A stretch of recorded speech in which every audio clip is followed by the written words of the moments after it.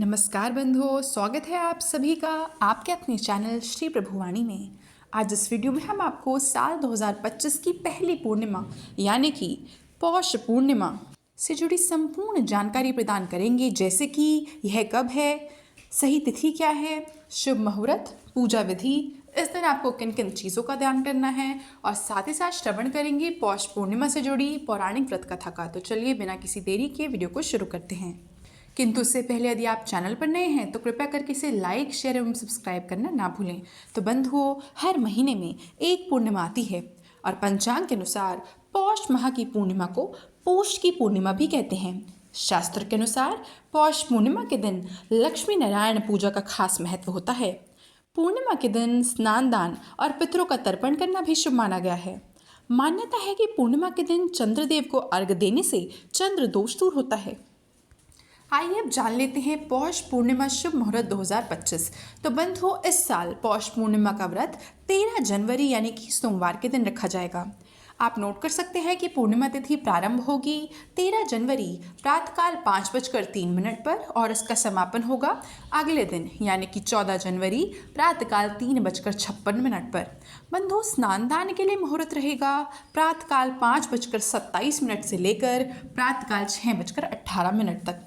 वहीं पूजा के लिए शुभ मुहूर्त रहेगा प्रातःकाल 5:27 से लेकर प्रातःकाल 6:21 तक। और बंधुओं, आप नोट कर लीजिए कि चंद्रोदय समय है सायंकाल 5:49।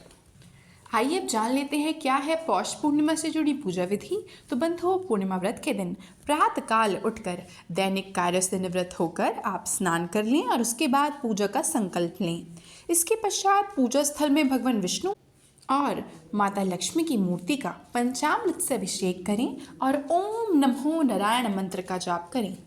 धूप दीप कर भगवान विष्णु को फूल, फल, वस्त्र और नैवेद्य अर्पित करें और साथ ही माँ लक्ष्मी को 16 श्रृंगार का सामग्री चढ़ाएं। और इसके पश्चात व्रत कथा, जिसका श्रवण मैं आपके समक्ष कुछ ही क्षणों में करूंगी, वह करें और आरती करें। रात्रि में चंद्रोदय के बाद ओम सोम सोमाय नमः मंत्र का जाप कर चंद्रमा को अर्घ्य दें और व्रत का पारण करें। आइए अब जान लेते हैं कि पौष पूर्णिमा का दिन आपको क्या दान करना है। तो बंधुओं, शास्त्र के अनुसार इस दिन प्रयागराज में माघ मेले का आरंभ हो जाता है, जिसे कल्पवास भी कहते हैं। इस दिन किसी पवित्र तीर्थ स्थान पर स्नान करने से मनुष्य पाप मुक्त होकर स्वर्गलोक में जाते हैं। इस दिन दान का भी विशेष महत्व है।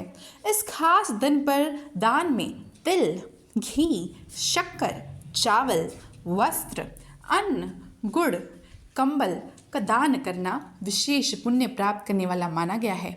अब आइए श्रवण कर लेते हैं पौष पूर्णिमा से जुड़ी पौराणिक व्रत कथा का। तो बंधुओं, व्रत कथा के अनुसार काशीपुर नगर के एक गरीब ब्राह्मण को भिक्षा मांगते देखकर भगवान विष्णु जी ने स्वयं ही एक बूढ़े ब्राह्मण के रूप में उस निर्धन ब्राह्मण के पास गए और कहने लगे कि हे विप्रे, श्री सत्यनारायण भगवान मनोवांछित फल देने वाले हैं, तुम उनका व्रत पूजन किया करो। उसके करने से मनुष्य के सभी प्रकार के दुख मुक्त हो जाते हैं। इस व्रत में उपवास का भी अपना महत्व है, किंतु उपवास से केवल इतना ही ना समझा जाए कि हमें भोजन नहीं खाना। उपवास के समय हृदय में यह धारणा होनी चाहिए कि आज श्री सत्यनारायण भगवान आपके पास ही विराजमान है, अतः अंदर व बाहर शुचिता बनाए रखनी चाहिए और श्रद्धा विश्वास पूर्वक भगवान का पूजन कर उनकी मंगलमयी कथा का श्रवण करना चाहिए। श्री सत्यनारायण की कथा बताती है कि व्रत पूजन करने में मानव मात्र का समान अधिकार है, चाहे वह निर्धन, धनवान, राजा हो या फिर व्यवसायी, ब्राह्मण हो या अन्य वर्ग, स्त्री या पुरुष। यही स्पष्ट करने के लिए इस कथा में निर्धन ब्राह्मण, गरीब लक्कड़हारा, राजा उल्कामुख, धनवान व्यवसायी, साधु वैश्य, उसकी पत्नी लीलावती, पुत्री कलावती, राजा तुंगध्वज और गोप गणों की कथा का समावेश किया गया है। इस कथा में बताया गया है कि जैसे लक्कड़हारा, गरीब ब्राह्मण, उल्कामुख, गोप गणों ने सुना कि यह व्रत सुख, सौभाग्य, संपत्ति सब कुछ देने वाला है, तो सुनते ही श्रद्धा, भक्ति तथा प्रेम के साथ सत्य व्रत का आचरण करने में लग गए और फलस्वरूप सुख भोग कर परलोक में मोक्ष के अधिकारी हुए। एक साधु वैश्य ने भी यही प्रसंग राजा उल्का मुख से सुना, किंतु उसका विश्वास अधूरा था और श्रद्धा में कमी होने के कारण उसने मन में प्रण लिया कि संतान प्राप्ति पर सत्यव्रत पूजन करूंगा। समय बीतने पर उसके घर में एक सुंदर कन्या का जन्म हुआ। पत्नी ने व्रत की याद दिलाई तो उसने कहा कि कन्या के विवाह के समय करेगा। समय आने पर कन्या का विवाह भी हो गया, किंतु उस वैश्य ने व्रत नहीं किया। बाद में वह अपने दामाद को लेकर व्यापार के लिए चला गया। वहां उसे चोरी के आरोप में राजा चंद्रकेतु द्वारा दामाद सहित कारागार में डाल दिया गया। उसके अपने घर में भी चोरी हो गई। पत्नी लीलावती और पुत्री कलावती भिक्षावृत्ति के लिए विवश हो गई। एक दिन कलावती ने किसी के घर श्री सत्यनारायण का पूजन होते देखा और घर आकर मां को प्रसाद दिया। तब मां ने अगले दिन श्रद्धा से व्रत पूजन कर भगवान से पति और दामाद के शीघ्र वापस आने का वरदान मांगा।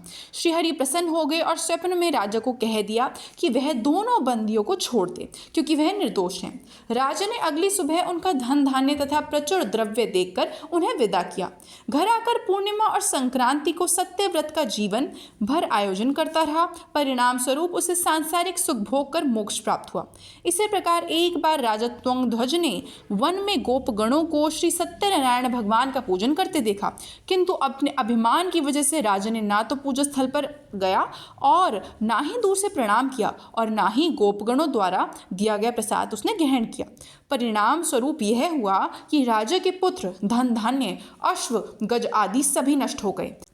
राजा को फिर से यह आभास हुआ कि विपत्ति का कारण सत्यदेव भगवान का निरादर है। तब उसे बहुत पश्चाताप हुआ।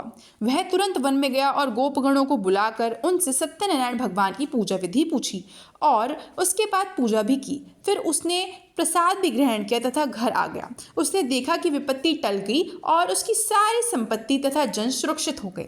राजा प्रसन्नता से भर गया और अपना सर्व भगवान को समर्पित कर दिया। तो यह थी बंधु आगामी पौष पूर्णिमा से जुड़ी संपूर्ण जानकारी। आशा करते हैं वीडियो आपको बहुत पसंद आई होगी। वीडियो देखने के लिए आपका बहुत बहुत आभार।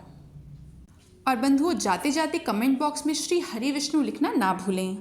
यदि आप इसी प्रकार श्री प्रभुवाणी चैनल के परिवार से जुड़े रहना चाहते हैं तो कृपया कर चैनल को लाइक, शेयर, सब्सक्राइब करना ना भूलें। साथ ही साथ जो बेल आइकन दिया गया है कृपया कर आप उसे भी प्रेस कर दीजिए, जिससे कि यदि हमारे चैनल पर कोई भी नई वीडियो डलती है तो उसकी नोटिफिकेशन आप तक पहुंच सके और आप हमारी वीडियो को आनंद में देख सकें। तो यह थी बंधु आज की वीडियो। धन्यवाद।